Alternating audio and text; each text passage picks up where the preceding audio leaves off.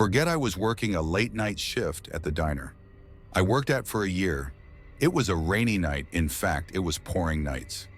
Like these usually meant less customers because people aren't exactly rushing to drive in the rain. I was expecting a slow night. It was for the most part I was working until midnight. At some point closer to the end of my shift, in came a man and a woman significantly younger looking than him. He looked about 40. She looked like she were in her 20s. They both looked at me the second they walked in, and so I went over to greet them and ask how many. They said just two. So I brought them to a table. They took a while to order, and I noticed they were talking really quietly to each other after they did order. The man started striking up a conversation with me. I'm a generally talkative person, which was why I've always thrived in the hospitality industry. So I started chatting their ears off since it was a slow night. Anyway, typical waitress customer, back and forth. The girl oddly didn't say much.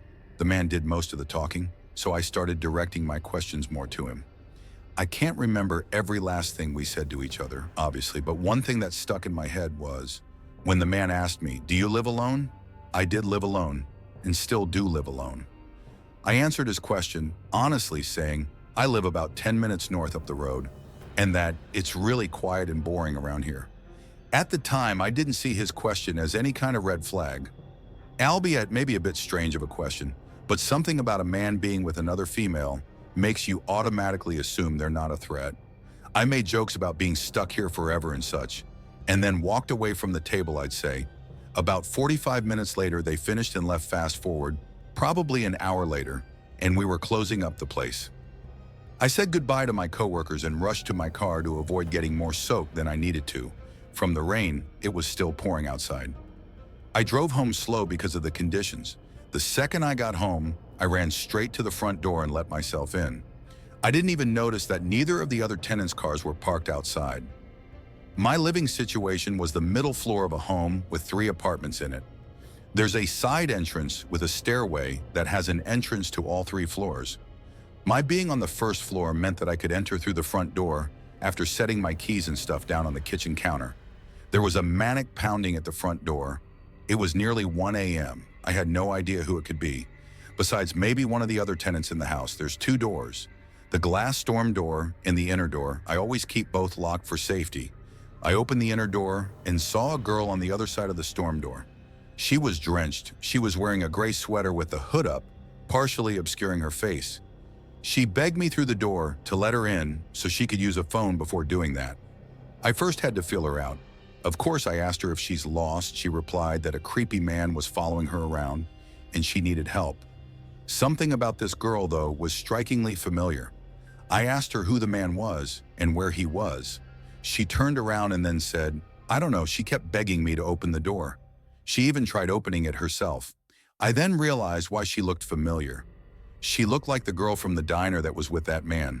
So I asked her straight up, weren't you at my diner before? She didn't acknowledge my question.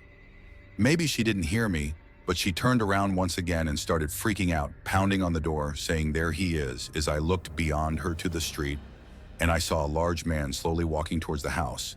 As the man slowly got closer, the girl kept looking at me with a look that would imply she's more confused than anything as to why I'm not opening the door. The man got close enough for me to realize I was right. It was that man from the diner, and this was the girl sitting with him at the diner. I think she saw it in my eyes the moment I realized, and she turned to the man and screamed, go! The man started charging at the door, and I slammed the inner door shut and locked it. I didn't hear any kinds of knocks or bangs. I wasn't about to open the door again to check if they were still there. Though I went to the stairway to go upstairs and knock on the upstairs tenant door. The stairway is separated from the 3 apartments by a door on each level. After knocking a bunch of times, nobody answered. I tried the same thing at the downstairs door. No answer either.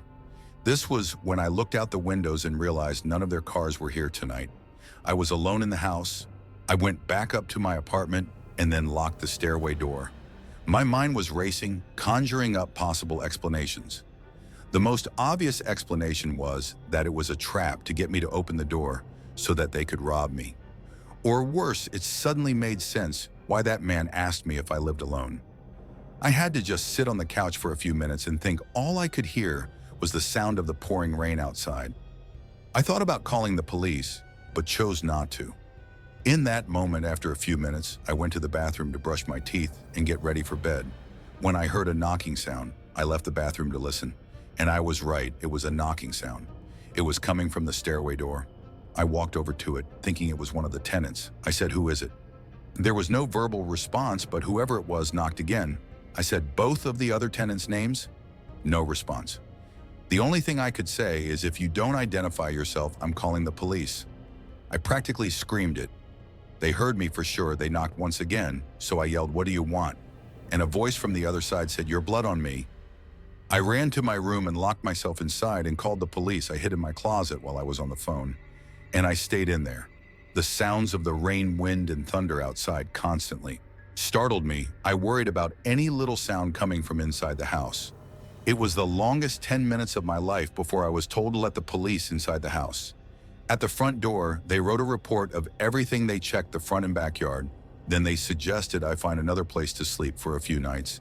I took that advice and packed a bag real quick while they were there, and then left to drive to my parents' house for the night. I returned the next day to the house. There was a knock at the stairway door, and this time it was actually my neighbor from upstairs. I opened the door, and he pointed at the door and asked, "What's this about?" I was horrified to see a message on the door saying, "Thanks for the service, Beth." It was written in marker. I couldn't stay there for a while. I had to stay with my parents for a few weeks until this blew over. I got a new apartment pretty close by the following month. Better safe than sorry.